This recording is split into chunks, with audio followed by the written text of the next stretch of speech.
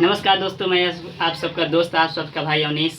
और अभी हम आप लोग के यूट्यूब पे लेकर आ गए हैं कुछ विटामिन के रासायनिक नाम और कुछ के खोजकर्ता।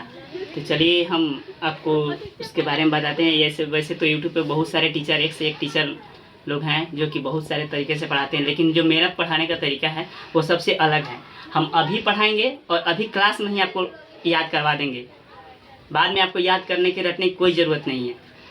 तो सबसे पहले हम आपको पढ़ाने से पहले एक रिक्वेस्ट करना चाहते हैं कि आप मेरे चैनल को एक बार सब्सक्राइब कर दीजिए, अपने दोस्तों लोग से शेयर करवा के सब्सक्राइब करा दीजिए, ताकि हमें भी पढ़ाने में मन लगे।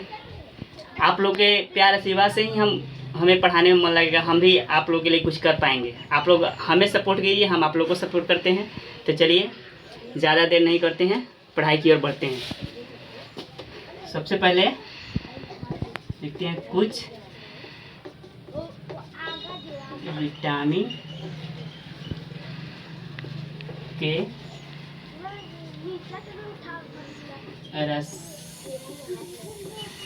रासायनिक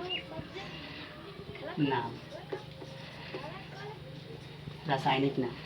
चलिए, तो हो गया कुछ विटामिन के रासायनिक नाम। तो सबसे पहले आपको बताते हैं कि विटामिन ए की खोज।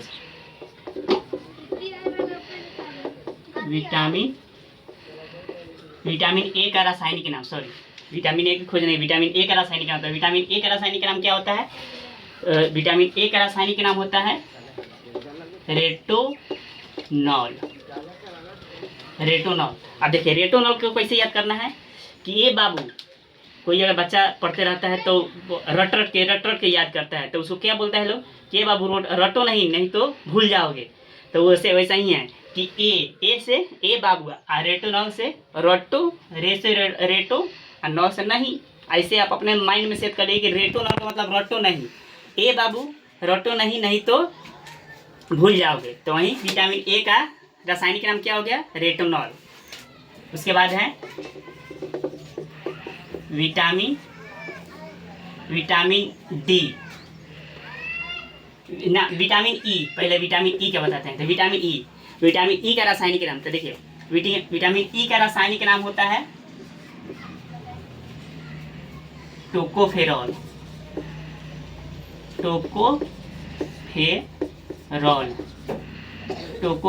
अब देखिए टोकोफेरॉल का कैसे याद करना है। एक लड़का एग्जाम दे रहा था तो वो पढ़ने में तेज नहीं था। वो बगल वाले लड़का से टोक टाक कर रहा था, पूछ रहा था कि ये यार हमको ये बता दो, हमको बता दो। तब तक सर देख लिए तो सर क्या किए कि उसको डांटे, क्या लड़का टोक टाक मत करो नहीं तो हम तुमको फेल करा देंगे। क्या बोले कि टोक टाक मत करो, माने टोको नहीं तो फेल करा देंगे। तो विटामिन ई से एग्जाम दे रहा था लड़का, तो वो क्या कर रहा था? टोक टाक कर रहा था, माने पूछ के लिख रहा था। तब तक सर देख लिए तो उसको बोले कि टोक टाक मत करो नहीं तो फेल करा देंगे। ई से एग्जाम, टी से टोको, फे से फेरॉल। तो विटामिन ई का रासायनिक नाम टोकोफेरॉल। उसके बाद है विटामिन डी। Vitamin D. अब विटामिन डी का रासायनिक नाम, तो देखिए विटामिन डी का कैसे याद करना है। विटामिन डी का होता है रासायनिक नाम कैल्सीफेरॉल। तो विटामिन डी का रासायनिक नाम क्या होता है? कैल्सीफेरॉल। अब जैसे डी, तो डी में डॉन किस्म का लड़का था और वो एग्जाम दे रहा था। तो क्या हुआ कि सर देख लिए पूछ के लिख रहा था। बोला कि ए लड़का, पूछ के मत लिखो, चीट मत करो नहीं तो तुमको फेल करा देंगे। तो वो तो था डॉन, मारामारी में उसका ज़्यादा रुचि था। तो वो क्या बोला सर को कि देखते हैं कि आप कैसे हमको फेल कराइए, कैसे फेल कराइए। कैल्सीफेरॉल मतलब विटामिन डी का रासायनिक नाम होता है कैल्सीफेरॉल। डी डॉन किस्म का लड़का था, एग्जाम दे रहा था। तो सर देख लिए, सर उसको बोले कि तुम काहे उससे पूछ रहा है। तो वो बोला कि हम पूछेंगे, आप क्या कर लीजिएगा। सर बोले कि हम फेल करा देंगे तुमको। तो वो बोला कि देखते हैं कैसे फेल कराते हैं। तो कैल्सीफेरॉल कैसे फेल कराते हैं, मतलब कैल्सीफेरॉल, विटामिन डी का रासायनिक नाम कैल्सीफेरॉल। उसके बाद है अब आपको राइबोसोम। अब अब आप यहाँ पे कुछ, अब इसके खोजकर्ता, अब यहाँ पे हम आपको लिखता है राइबोसोम। राइबोसोम राइबोसोम राइबोसोम का खोज करता है, राइबोसोम की खोज। राइबोसोम की खोज किसने किया था? तो इसका खोज किया था पैलेड। देखिए, राइबोसोम की खोज किसने किया था? पैलेड। अब पैलेड को कैसे याद कर रहे हैं? लेड मतलब क्या होता है? लेड मतलब तो आप लोग जानते ही होंगे, लेड मतलब होता है सीसा। तो देखिए, राइसोम, राई तो आप लोग जानते ही होंगे, खेत में जो बोता है ठंडी के मौसम में, राई। तो वही राइबोसोम, राइबोसोम का मतलब राई आ सोम, ये दो याद रखिए, राई आ सोम।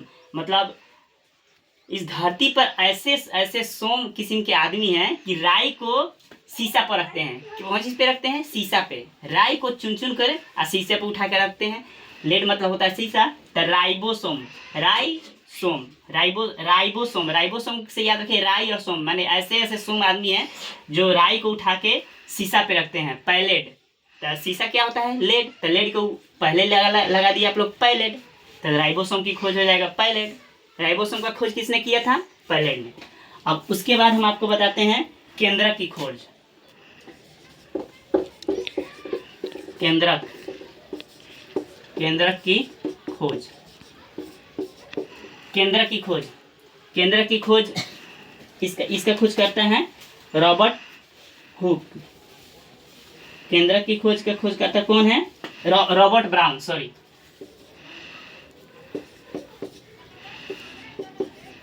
Robert brown. केंद्र की खोजकर्ता कौन है? Robert brown. मतलब इसको ऐसे याद रखिएगा कि केंद्रक नहीं, सिर्फ केंद्र याद रखिएगा। अब ब्राउन मतलब क्या होता है? भूरा। केंद्र का मतलब होता है केंद्र सरकार। तो जब से नरेंद्र मोदी चुनाव जीतकर केंद्र में गए हैं, तब से ब्राउन कलर का क्या पहन रहे हैं? जब से नरेंद्र मोदी केंद्र में गए हैं, तब से ब्राउन कलर का ब्लेजर पहन रहे हैं, जो कोट होता है ना, वही। तो केंद्र की खोज किसने किया था? तो रॉबर्ट ब्राउन खाली याद रखिएगा कि ब्राउन मतलब होता है भूरा, केंद्र मतलब होता है केंद्र सरकार। यानी जब से नरेंद्र मोदी केंद्र में गए हैं, तब से कौन सा कलर का कपड़ा पहन रहे हैं? ब्राउन कलर का, यानी रॉबर्ट ब्राउन। अब उसके बाद है लाइसोसोम। लाइसोसोम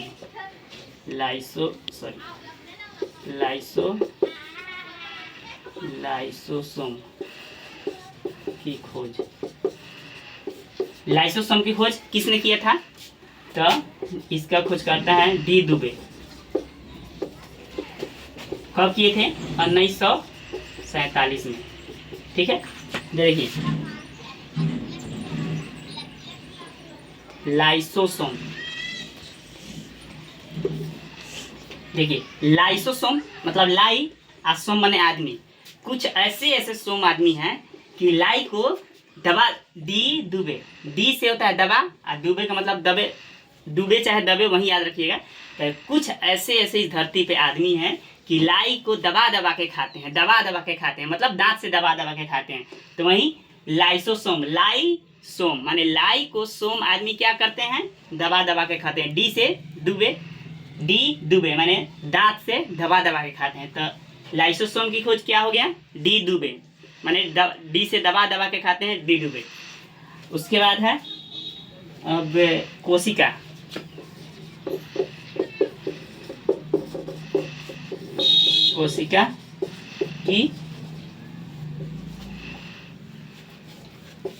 कोशिका की खोज। कोशिका की खोज किसने किया था? तो रॉबर्ट